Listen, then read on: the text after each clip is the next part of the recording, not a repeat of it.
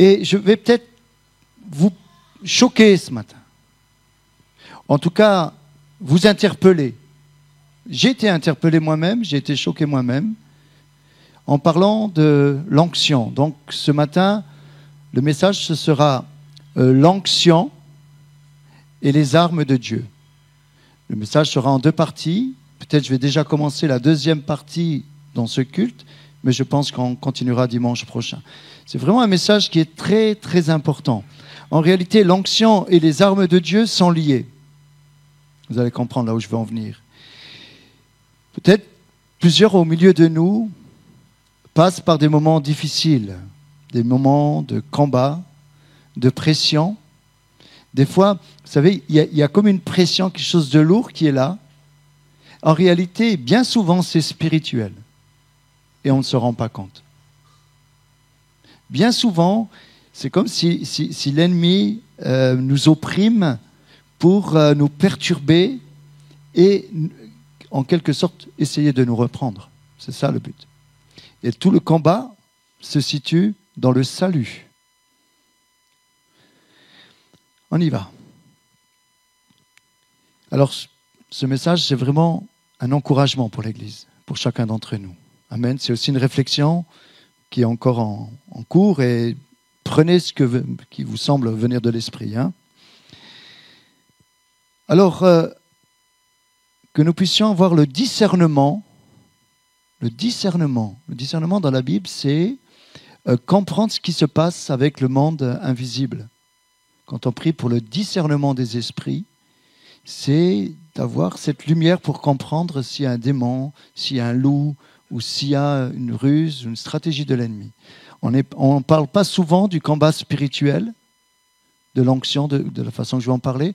Et ce matin, je voudrais vraiment qu'on prenne ce temps pour être aussi enseigné. Alors, je ne veux pas faire l'enseignant, je ne suis pas du tout un enseignant, mais je veux tout simplement édifier le peuple de Dieu dans cette idée-là, qui est très importante. Alors, nous entendons parler souvent d'onction, des séminaires sur l'onction.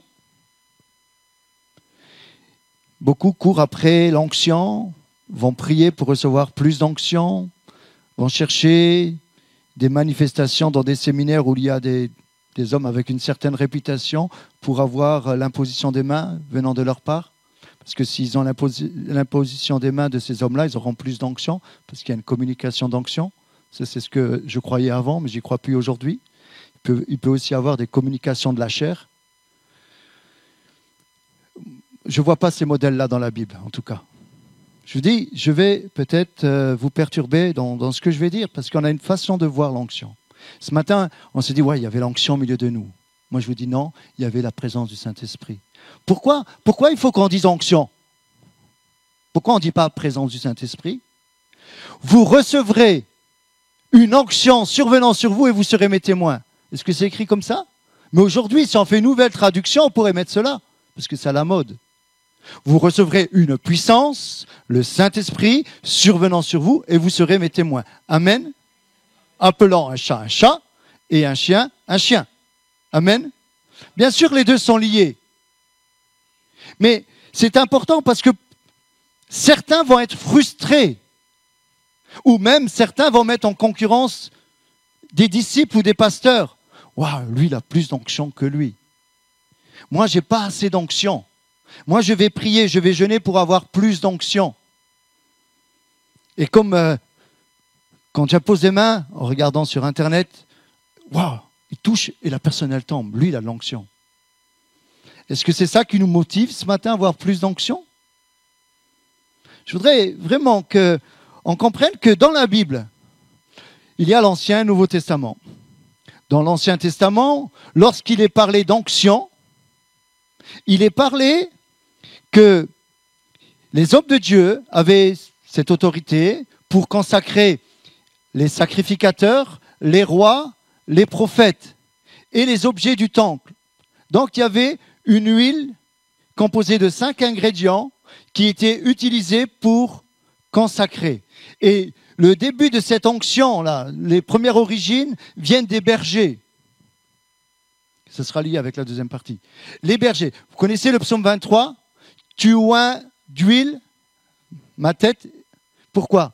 Parce qu'à l'époque, encore aujourd'hui, mais je ne sais plus s'ils le font aujourd'hui, mais les bergers prenaient de l'huile, ils oignaient la tête des brebis à cause des parasites, pour pas que les poux, les parasites entrent dans les oreilles et les tuent. Donc ils oignaient pour que ça glisse. Et c'est venu de là. Donc oindre, dans la Bible, c'est frotter, c'est faire couler l'huile sur nous. Ça, c'est ce qu'on retrouve dans l'Ancien Testament. Mais dans le Nouveau Testament, il n'y a plus besoin de ça. Si aujourd'hui vous venez et que je vous verse de l'huile, vous allez après me gronder parce qu'il y a des taches sur votre t-shirt. On ne pratique plus. Il y a l'huile d'onction lorsqu'il y a un malade, mais là, on est dans un contexte particulier. Il est parlé, et je vais peut-être vous étonner, uniquement 2 fois dans le Nouveau Testament d'onction. Est-ce que vous le saviez? On parle d'onction uniquement 2 fois. Et alors, j'ai jamais entendu parler de l'onction de cette façon-là. J'en ai entendu des messages sur l'onction. Ça pilule sur Internet. J'ai jamais entendu, peut-être c'est votre cas, parler d'onction comme c'est écrit dans la Bible. C'est quand même incroyable. Je vous dis, je suis moi-même perturbé, je me remets en question sur l'onction. Pendant tout un temps, je priais, Seigneur, donne-moi une double onction de ton esprit, comme tu l'as fait pour Élisée, au travers d'Élie. Peut-être vous faites encore cette prière, moi je ne la fais plus. Pourquoi? Parce qu'aujourd'hui, en Jésus-Christ, Colossiens nous dit, il n'y a plus besoin. Car en lui habite corporellement toute la plénitude de la divinité. Vous avez tout pleinement en lui, qui est le chef de toute domination et de toute autorité, Jésus. Nous avons tout en lui, Jésus-Christ. Lorsque tu passes par la nouvelle naissance, lorsque tu passes par le baptême, tu es oint. Et lorsqu'il est parlé d'être oint, ce n'est pas pour une personne, c'est collectif. L'Esprit de Dieu est sur moi, Jésus va dire, car il m'a oint. Écoutez, l'Esprit de Dieu est sur moi parce qu'il m'a oint. Donc, nous sommes tous oints.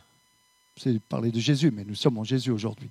Donc, comprenons. Nous sommes déjà oints parce que nous sommes nés de nouveau, nous sommes passés par les eaux du baptême, nous avons donné notre vie à Jésus. Donc, nous sommes oints. Et parce que nous sommes oints, nous avons l'Esprit de Dieu sur nous.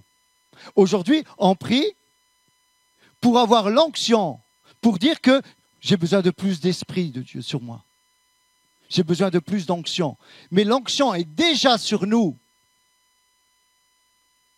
Et parce qu'elle est sur toi, l'onction, Dieu te qualifie pour une mission.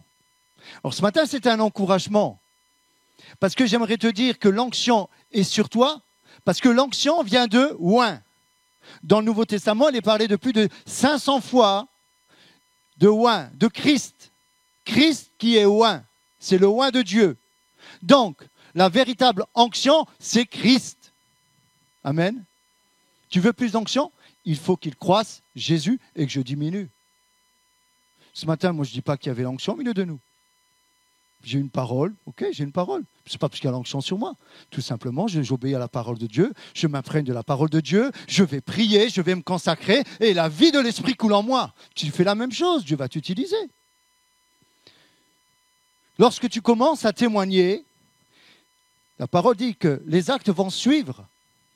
Et l'enjeu, c'est le témoignage. Tu veux vivre la puissance de Dieu, commence à témoigner. Et là, tu vas te rendre compte que tu rentres dans un combat où le diable va tout faire pour t'empêcher de témoigner. C'est ce qu'il a fait avec Paul. Il l'a enfermé. Et lorsqu'il l'a enfermé, dans cette prison, à Rome, il va envoyer aux Éphésiens ce passage que nous allons lire tout à l'heure. Lorsqu'il va parler de cela, il est enfermé. Pourquoi? Parce qu'il témoigne à cause de l'Évangile. Et le combat se situe là. Et nous avons besoin de cette puissance qui est sur nous.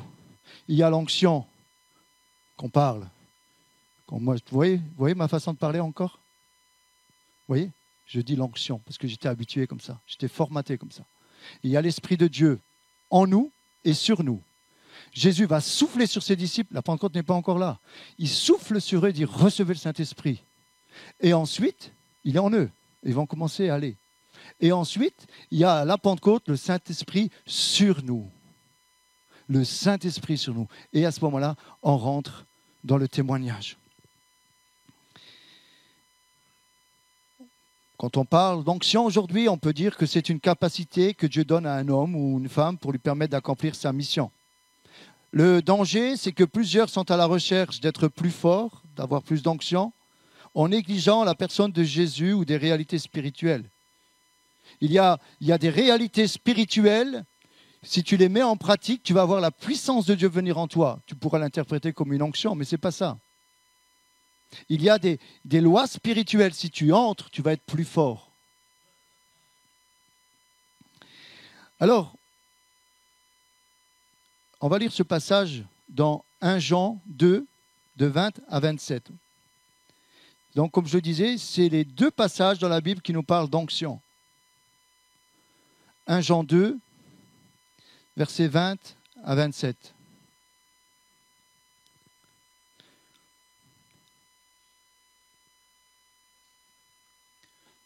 Pour vous, vous avez reçu l'onction. Amen. Donc, pour vous, vous avez reçu l'onction de la part de celui qui est saint. Et vous avez tous de la connaissance. Je vous ai écrit, non que vous ne connaissiez pas la vérité, mais parce que vous la connaissez. Donc, il s'adresse à des chrétiens. Et parce qu'aucun mensonge ne vient de la vérité. Qui est menteur ? Sinon celui qui nie que Jésus est le Christ. Celui-là est l'antéchrist, qui nie le Père et le Fils. Quiconque nie le Fils n'a pas non plus le Père. Quiconque confesse le Fils a aussi le Père. Que ce que vous avez entendu dès le commencement demeure en vous. Si ce que vous avez entendu dès le commencement demeure en vous, vous demeurerez aussi dans le Fils et dans le Père. Et la promesse qu'il nous a faite, c'est la vie éternelle. Je vous ai écrit ces choses au sujet de ceux qui vous égarent. Pour vous, l'onction, deuxième fois qu'il est parlé d'onction, l'onction que vous avez reçue de lui demeure en vous et vous n'avez pas besoin qu'on vous enseigne, mais comme son onction vous enseigne toutes choses, et qu'elle est véritable et qu'elle n'est point un mensonge, demeurez en lui selon les enseignements qu'elle vous a donnés. Amen. Je vais prendre une autre version, seulement le verset 27, pour que vous puissiez comprendre qu'on peut changer l'onction avec le Saint-Esprit. Verset 27. Rappelez-vous que vous avez reçu du Seigneur la marque de l'Esprit qui demeure en vous. Vous n'avez donc pas besoin que des instructeurs particuliers viennent et vous instruisent. Pour vous instruire, pardon. Son esprit qui vous a marqué vous enseigne tout ce que vous avez besoin de savoir. Et il vous enseigne la vérité, jamais l'erreur. Obéissez donc à ses enseignements et demeurez en communion avec lui. Je ne sais pas si vous comprenez le contexte dans lequel Jean va parler en parlant d'onction. Il est question des antéchrists. Il est question d'instructeurs, de ceux qui annoncent la parole, mais qui détournent un petit peu, ou beaucoup, ou qui vont commencer à mettre du mensonge. Et là, Jean, il est en train de dire, l'onction qui est en toi, l'esprit qui est en toi, c'est le discernement pour que tu comprennes que c'est ton Saint-Esprit, l'onction qui est en toi, te montre si tu es dans la vérité ou dans l'erreur. Si ce qu'on te dit, c'est la vérité ou c'est l'erreur. C'est ça l'onction. L'onction demeure en nous, et parce qu'elle est en nous, elle nous donne de discerner si c'est l'esprit de vérité ou l'esprit de mensonge. Voilà ce que Jean est en train de dire concernant l'onction. Il est parlé de cette onction parce qu'elle leur fournit le moyen de se préserver des faux docteurs et des séducteurs et de l'esprit de mensonge. Moi, je n'avais jamais entendu parler comme ça de l'onction. L'onction en toi, tu veux l'onction, alors commence à prier pour que ça grandisse, Christ grandisse en toi, et que quand on essaye de t'instruire sur certaines choses, même moi, si je dis une erreur, vous avez l'onction en vous, vous analysez si ce que je dis, c'est vrai ou pas. C'est ça l'onction. Et que lorsque vous allez dans des séminaires, ou lorsque vous allez à gauche, à droite, et qu'on commence à vous prêcher toutes sortes de choses au travers de l'Évangile, il y a beaucoup, beaucoup de vérité, mais il y a quelques petites erreurs des fois, où il y a quelques petits mensonges, et cela peut enlever des vérités qui est en toi. Tu peux commencer à croire par ces instructeurs quelque chose qui est disséminé comme ça, qui est semé, des petites graines de mensonges, et ces graines vont commencer à prendre place en toi, et tu vas commencer à enlever la vérité qui est en toi pour faire place à ce que tu as entendu. Est-ce que vous comprenez? C'est subtil. Voilà comment travaille le diable. Ce matin, je veux dévoiler les ruses de l'ennemi et vous encourager et dire que vous êtes tous bénis. L'Esprit de Dieu est sur chacun d'entre vous. Nous avons tous reçu de Dieu et nous devons être des témoins. Tu veux vivre de grandes choses, commence à témoigner. Commence à témoigner, tu vas voir. Toi, tu vas dire, c'est l'onction qui m'accompagne. Non, quand tu témoignes, n'importe qui ici ce matin, tu peux commencer à prier pour la personne. Et s'il y a un résultat, lorsque tu pries pour la personne, tu n'as pas besoin de faire. Tu comprends ce que je veux dire? Si la personne commence à tomber, donne-lui une chaise comme ça, elle ne tombe pas. Parce que s'il y a un temple, tu dis, waouh, la force, l'onction qui est sur moi, elle est tombée. Puis après, elle s'est fait mal. Est-ce que vous comprenez? Il peut y avoir des actions de l'esprit, et je ne remets pas en question qu'il y a des hommes de Dieu qui ont reçu de la part de Dieu des missions particulières. Je ne remets pas en cause cela. Je ne dis pas qu'il ne se passe rien dans les séminaires et dans toutes ces choses. Non, non, non. Comprenez ce que j'essaie de dire. Il y en a qui ont reçu le don de la foi. Il y en a qui vont accomplir de grands miracles. Amen. Il y en a aussi, imaginons, je fais venir quelqu'un ici, il va accomplir des miracles. Et il va repartir. Vous ne connaissez pas la personne. Vous allez dire, waouh, il nous a invité un pasteur qui a de l'onction, qui a fait des miracles.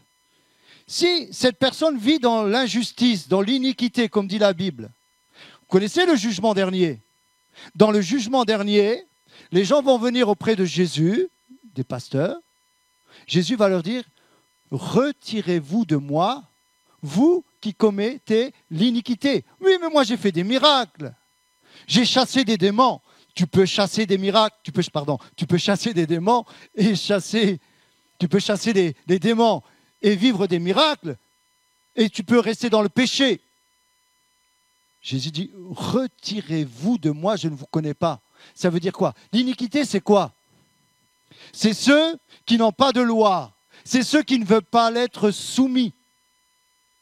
C'est ceux qui avancent dans leur façon de voir les choses. Ils n'ont pas besoin d'autorité au-dessus d'eux. Ils sont un petit peu indépendants, je dirais. Ils ne veulent pas se soumettre aux Écritures. Bien sûr qu'ils ont du résultat. La Bible dit qu'ils auront du résultat. Mais ça veut dire aussi que la Bible dit pour certains, je ne vous connais pas. Mais comment c'est possible? Une personne qui fait des miracles et Jésus ne le connaît pas? Lisez les Écritures, vous allez voir. Vous allez voir. Je vais aller plus loin ce matin. Alors que notre maître principal soit le Saint-Esprit en nous. Et que lorsque nous sommes perturbés, nous puisons dans le dépôt qui est en nous. Le dépôt qui est en nous. Moi, ça m'a fait penser à ça hier en lisant 2 Timothée 1,13. C'est Paul qui va dire à Timothée, « Retiens dans la foi et dans la charité qui est en Jésus-Christ le modèle des saintes paroles que tu as reçues de moi. Garde le bon dépôt par le Saint-Esprit qui habite en nous. Ce dépôt appelé la foi en Dieu et la foi dans les Écritures, j'appelle cela l'onction qui est en nous. » Le dépôt, si vous avez de l'argent, vous allez le déposer à la banque. Je vais mettre sur un dépôt. On a un dépôt en nous. Si tu lis la parole, si tu commences à avoir une vie à fond dans les Écritures, dans la vie d'église, dans la prière, tu vas commencer à prendre un dépôt en toi. Tu vas accumuler en toi une connaissance des Écritures. Tu vas accumuler en toi un dépôt, le dépôt de la vérité.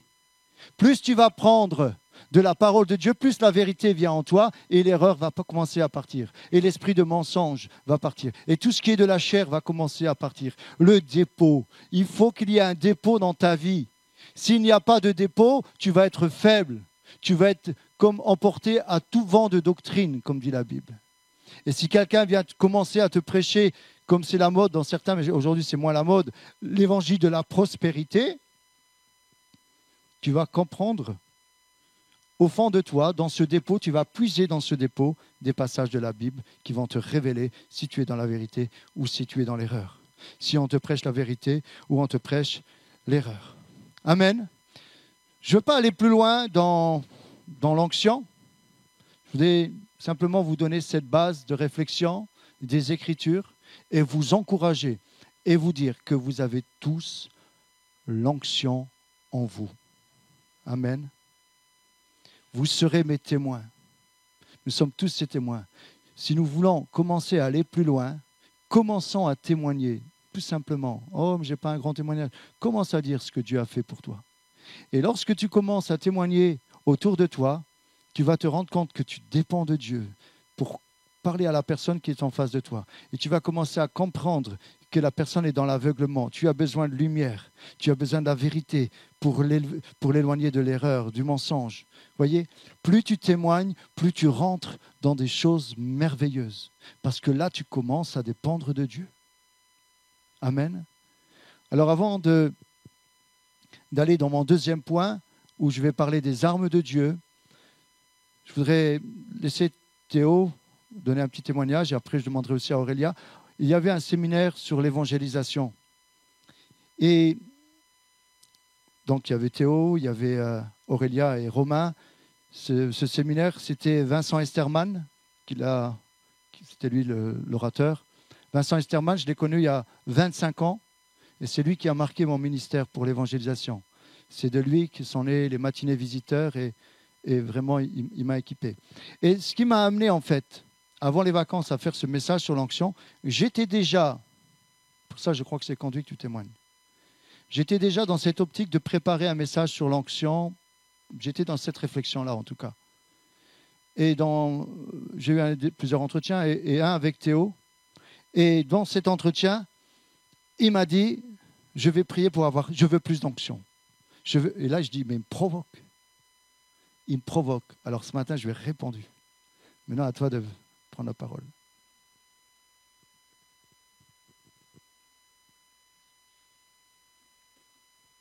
Alléluia, gloire à Dieu. Uniquement gloire à Dieu. C'est vrai, on a fait cet entretien avec, excusez-moi, je l'appelle Tonton Saverio.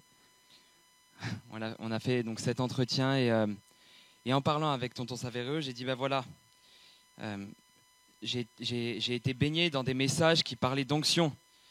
Chercher la puissance de Dieu, mais pour la gloire de Dieu.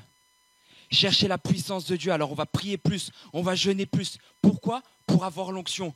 Pourquoi avoir l'onction ? Pour la gloire de Dieu. Pas pour la nôtre, bien sûr. Mais en réalité, sans s'en rendre compte, on s'écarte du message de l'évangile qui est la mort à soi-même, qui n'est pas l'onction, qui n'est pas la recherche de l'onction. Alors vous avez remarqué que depuis ces dernières années, on entend l'onction, l'onction, l'onction, on prêche l'onction. Et donc, j'ai eu un rêve où j'ai interprété ce rêve où je recevais l'onction. Et je me dis, waouh, je reçois l'onction et c'est pour la gloire de Dieu. Alors j'ai été voir Saverio et j'ai dit, mais voilà, maintenant, pour la gloire de Dieu, je veux recevoir plus du Saint-Esprit, plus de la puissance de Dieu pour qu'il y ait des malades qui soient guéris. Pour la gloire de Dieu, alléluia. Et j'étais à ce séminaire, ce n'était pas prévu. Normalement, je devais travailler.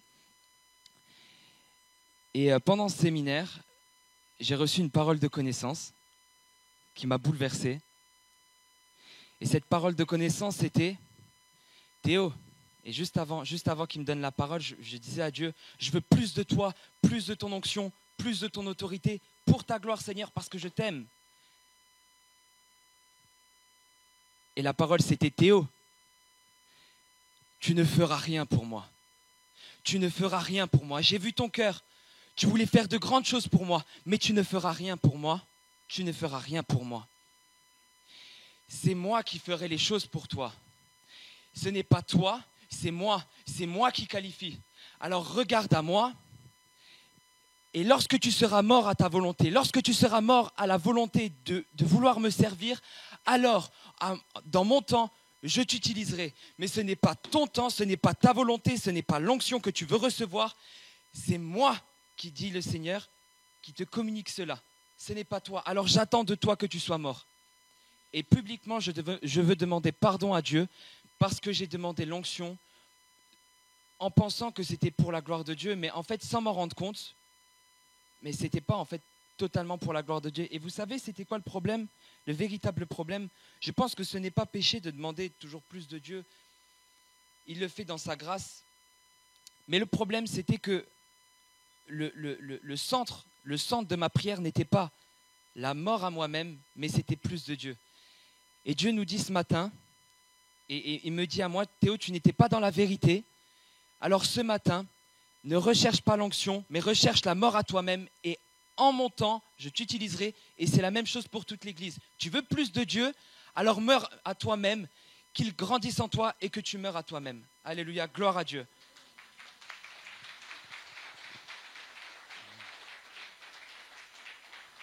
Je demandais à Aurélia de venir. Ils ont vécu j'étais à une journée à ce séminaire, je me suis vraiment réjoui. C'était très fort, parce que Vincent a pris des vérités de la parole de Dieu qu'il a mis en lumière et qui les a vraiment bouleversés. Ce n'était pas l'onction, c'était les Écritures qui ont été mises en lumière, qui ont été mises en pratique.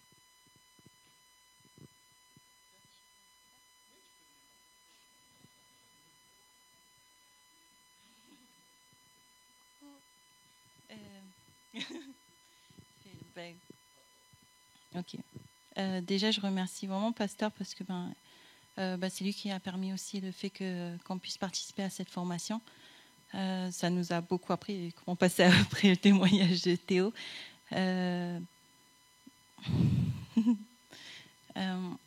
Moi, ça m'a complètement déjà montré la vision aussi de Pasteur par rapport à la bergerie et le message que Dieu lui donne dans son cœur pour justement guider la bergerie. Et ça a permis aussi de se découvrir plus. Et je vous encourage vraiment à continuer à être formé, en fait, à aller dans les formations ou même l'étude biblique d'IBTT, de toujours avoir un cœur enseignable parce que on croit des fois à avoir tout compris, mais en fait, on a toujours à apprendre. Chaque jour, c'est vrai, le Saint-Esprit, il nous enseigne toutes choses, la Bible dit, mais c'est à nous aussi de faire le pas, d'avancer et puis d'aller chercher en fait la face de Dieu, d'aller chercher, de découvrir en fait qui est Dieu réellement et pas qu'est-ce qu'il peut faire pour nous. Vraiment s'attacher à son cœur et pas à sa main. Et c'était beau le fait qu'il avait emmené en fait le fait de travailler avec Dieu, avec son Saint-Esprit et pas pour lui. Parce qu'on va partir dans le service et tout, et puis du coup, on manque cette relation qu'on a avec lui et où il veut nous emmener. Et je sais plus. C'est déjà bien. Voilà, gloire à Dieu. Merci.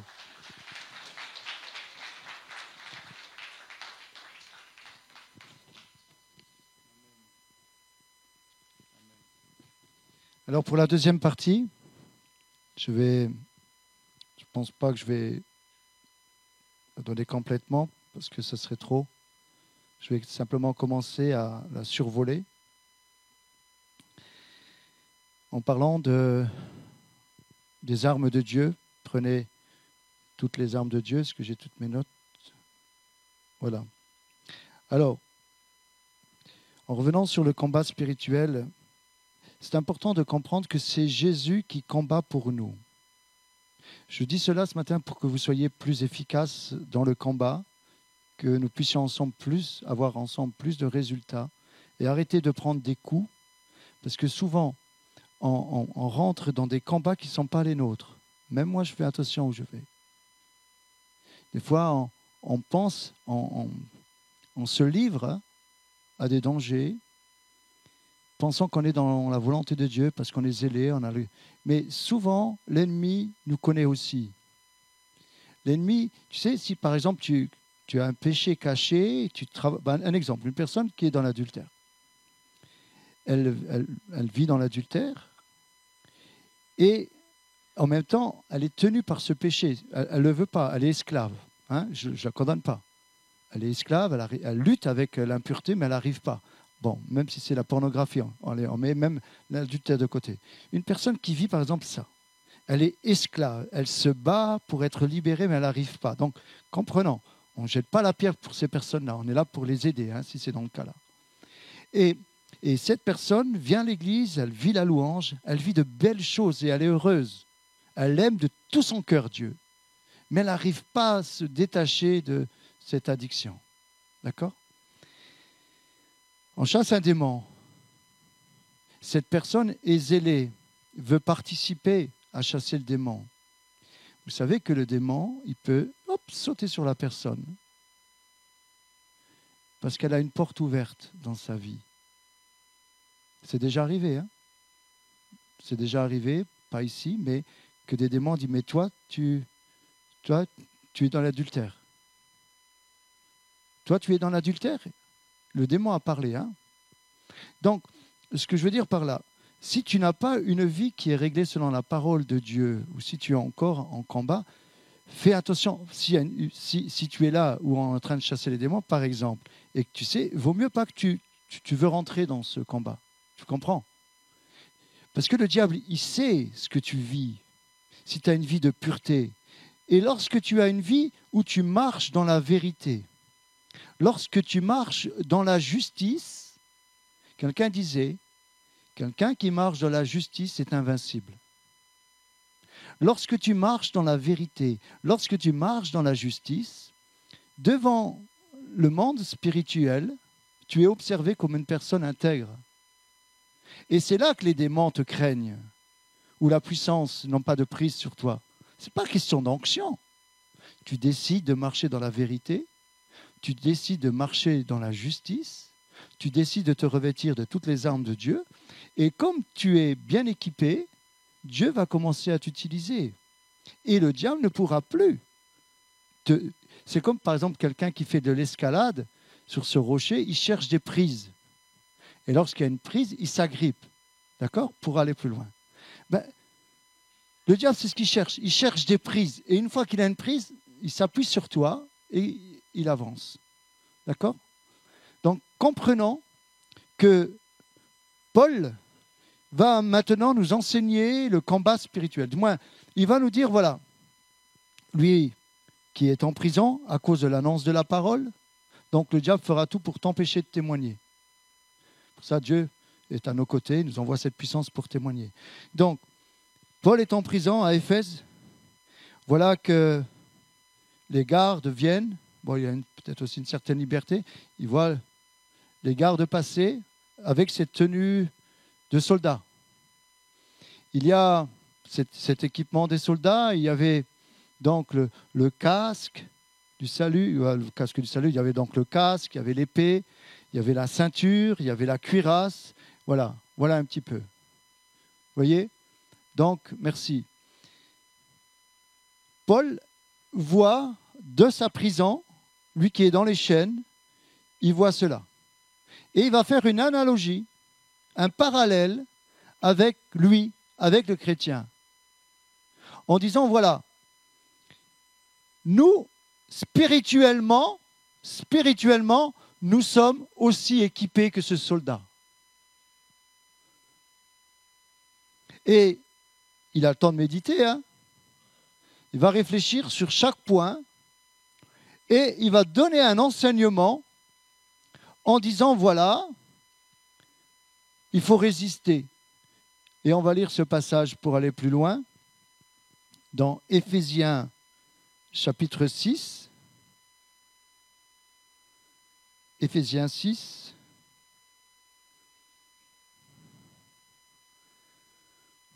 Où est-ce que je l'ai mis ?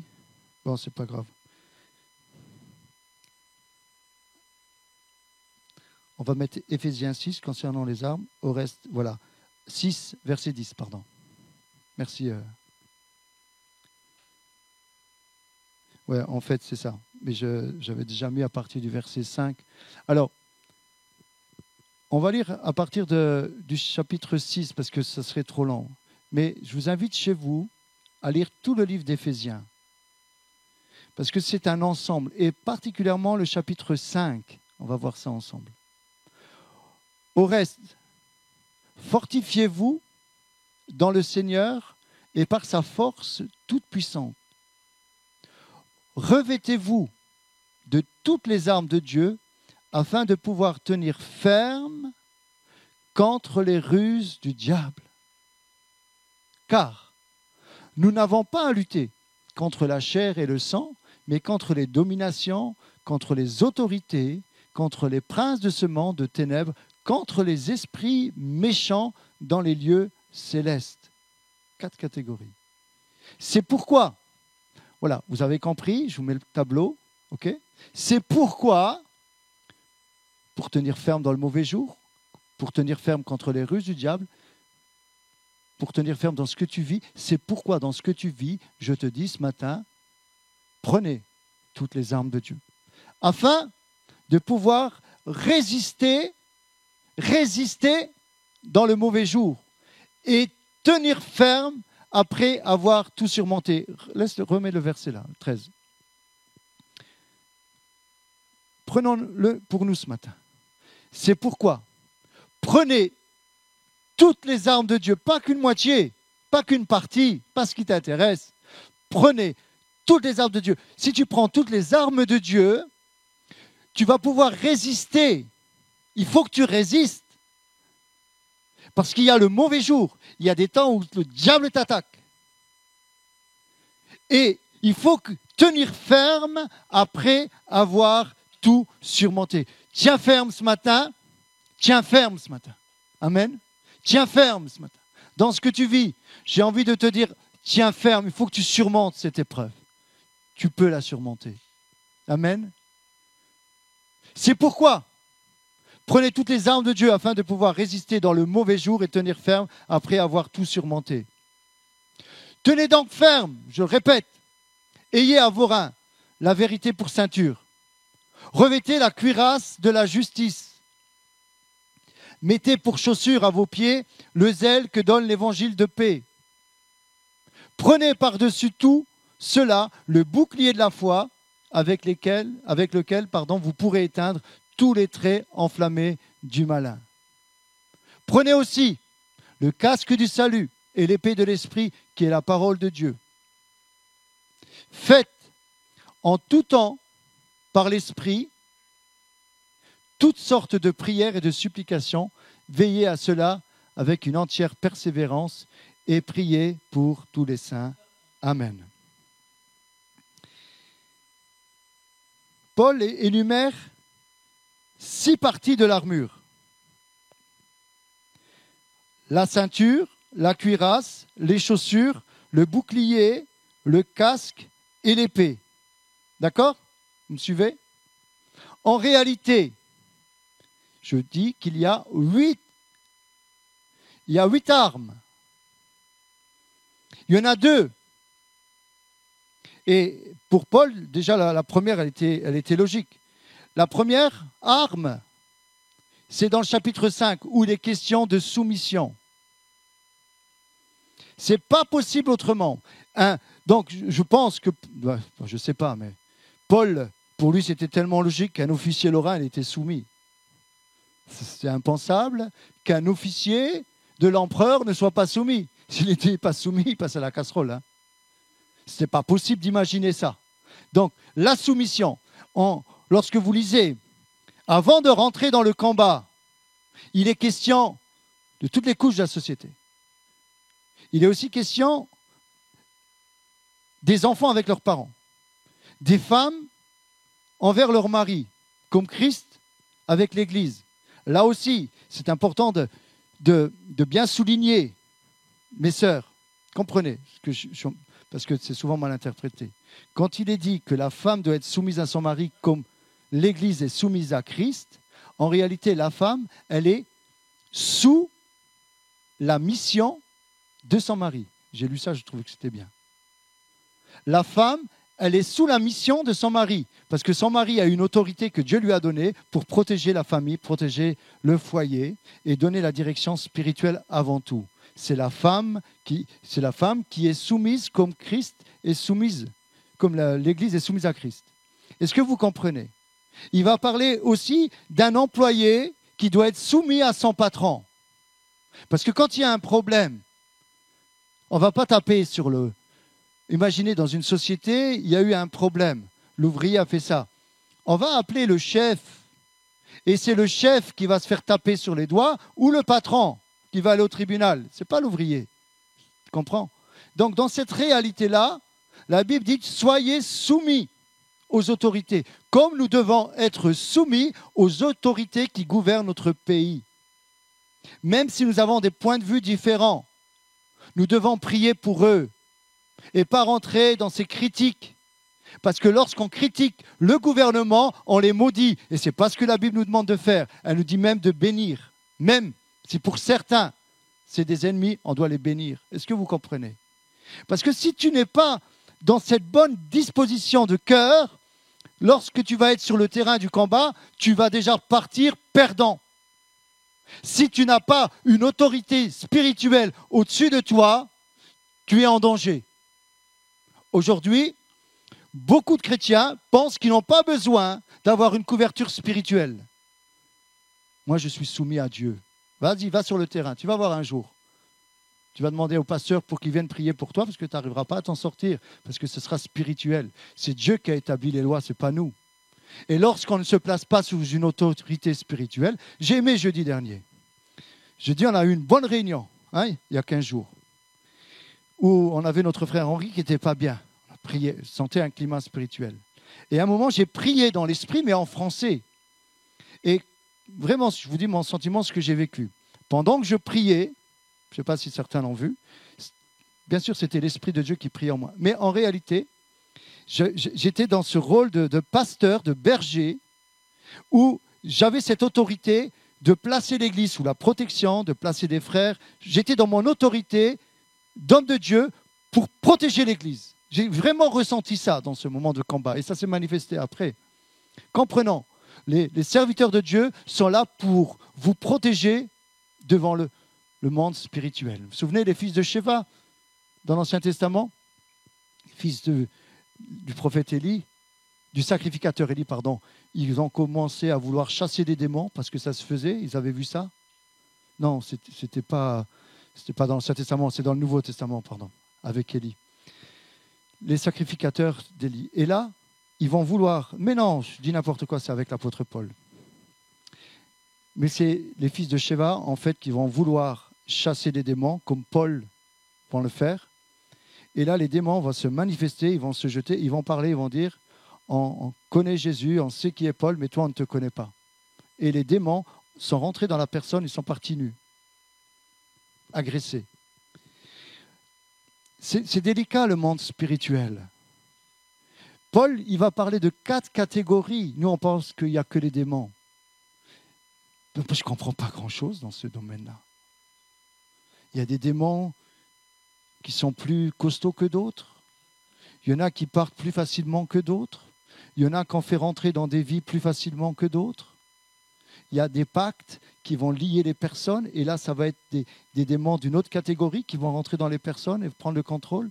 C'est délicat, le monde occulte. C'est compliqué.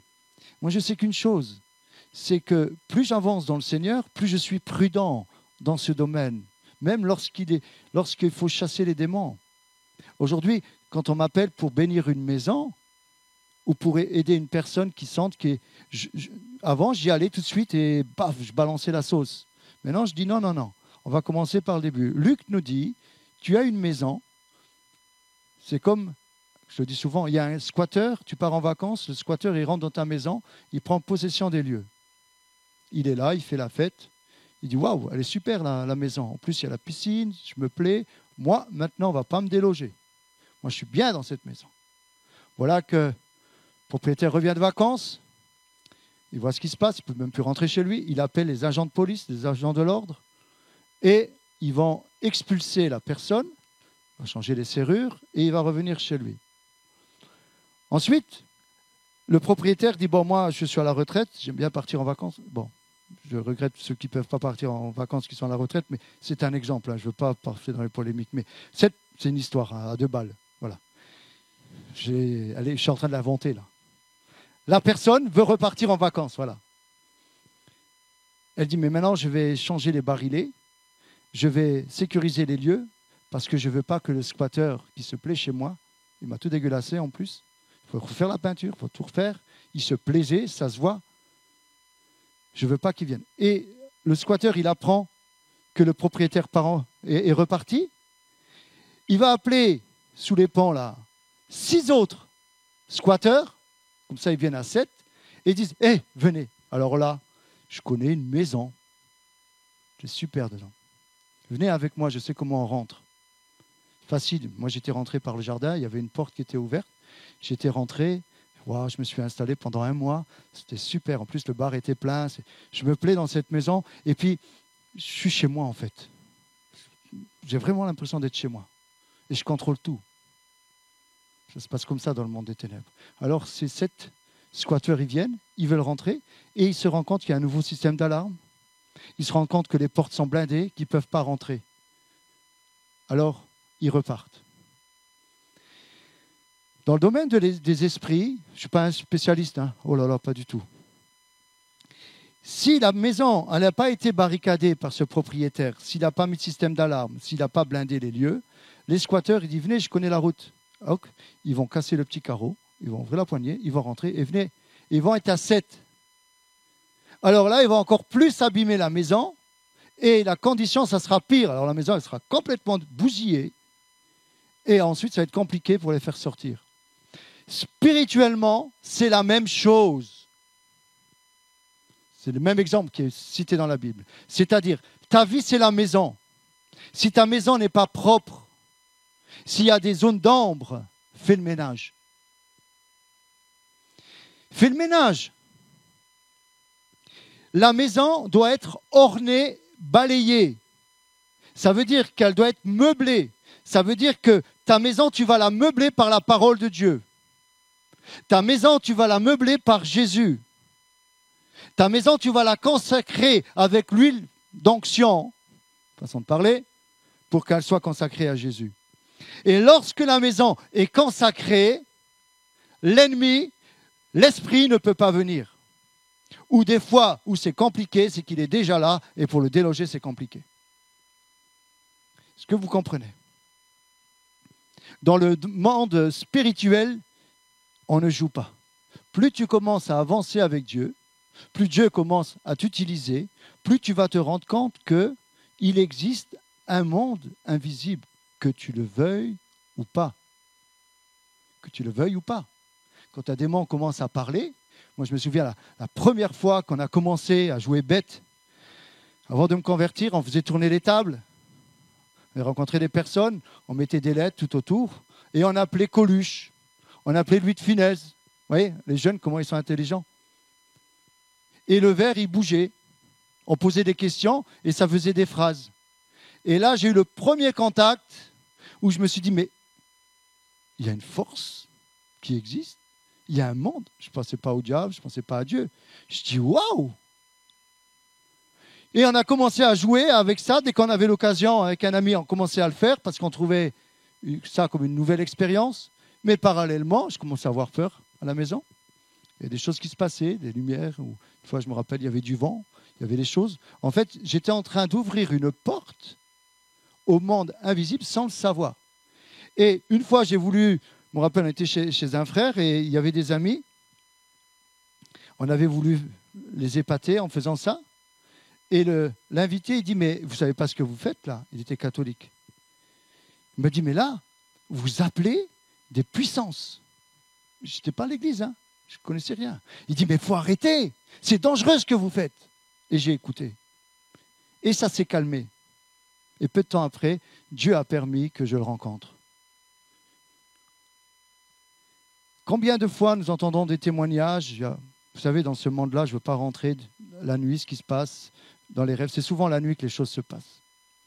Alors, je me permets de vous donner ce conseil. Avant de vous coucher, nous, aujourd'hui, nous le faisons. Il y a, je ne sais plus, ça fait quelques mois, pendant tout un temps, la nuit, j'étais attaqué. Mais vraiment, il y avait des manifestations. J'étais agressé la nuit. C'est comme si l'ennemi voulait m'empêcher de dormir, d'avoir une nuit complète. Et je sentais par des rêves des trucs pas clairs. Pendant toute une période. Et je dis, mais c'est pas possible. Alors on a l'habitude avec ma femme de prier avant de dormir. de remettre la nuit. Et là, j'ai dit, maintenant, on va changer notre façon de prier. On va couvrir la maison du sang de Jésus. On va prendre autorité avant de dormir dans le monde des ténèbres. On prie, pourtant je suis chrétien, je suis pasteur. C'est pas pour autant que je... Non. Chaque nuit, Seigneur, tu nous couvres de ton sang, tu couvres la maison de ton sang, tu nous gardes dans nos rêves. Tu nous purifies dans nos rêves. Chaque fois, avant de dormir, je vous encourage à le faire. Parce que dans le monde des ténèbres, il se passe des choses. Alors, appelez tout simplement la protection sur vous. C'est important. Prions les uns pour les autres. Donc, la deuxième partie, ce sera dimanche prochain. Mais je voudrais simplement vous dire, nous n'avons pas à lutter contre un homme, contre la chair et le sang, contre l'esprit humain. Comprenons que derrière l'homme qui te pose des problèmes, il y a souvent des esprits qui sont là pour t'énerver, pour te pousser à l'erreur, pour te pousser au meurtre. C'est tellement compliqué. Vous savez, quand vous rencontrez une personne, moi je me rappelle, j'avais rencontré une personne, elle m'a dit, il y a quelqu'un, il y a une voix en moi qui m'a obligé à aller à Metz au plan d'eau et à aller me laver tout nu. Je ne comprends pas tout, hein. Et elle m'a raconté ça et elle me dit, la police sont venus me ramener à jury. C'était la suite logique. Mais je connaissais le gars avant qu'il pète les plans par la drogue. Je connaissais. L'esprit est rentré en lui et le commande. Quand vous voyez des fois, moi je ne sais plus où c'était, mais c'était en Amérique, il y avait un fou qui avait pris une carabine, et je ne parle pas de ce qui vient de se passer là, mais il y avait un gars qui était dans une école, il n'a pas arrêté il a fait un massacre. Et je me souviens de son témoignage, de nombreuses années. Hein. La personne, elle a dit, j'étais poussé à le faire, il y a une voix qui m'a dit de le faire. Église de Jésus-Christ, c'est à nous de libérer les captifs. Quand ces personnes-là, ils vont aller où pour se faire guérir, se faire soigner? L'Esprit de Dieu est sur nous pour libérer les captifs, renvoyer libres les opprimés. Ceux, vous pouvez venir les musiciens, ceux qui sont sous la domination ou l'empire du diable, comment voulez-vous qu'ils soient libérés? J'aimerais vous dire ce matin, c'est à nous de les libérer. C'est Jésus en toi, par ton témoignage, qui va donner une lueur d'espoir. L'onction de Dieu est sur toi pour voir ce qui est en face de toi. Et quand tu commences à voir des personnes qui sont prisonnières de ce monde occulte, il faut que tu te dises, je sais où est la seule solution, c'est la vérité, c'est Jésus.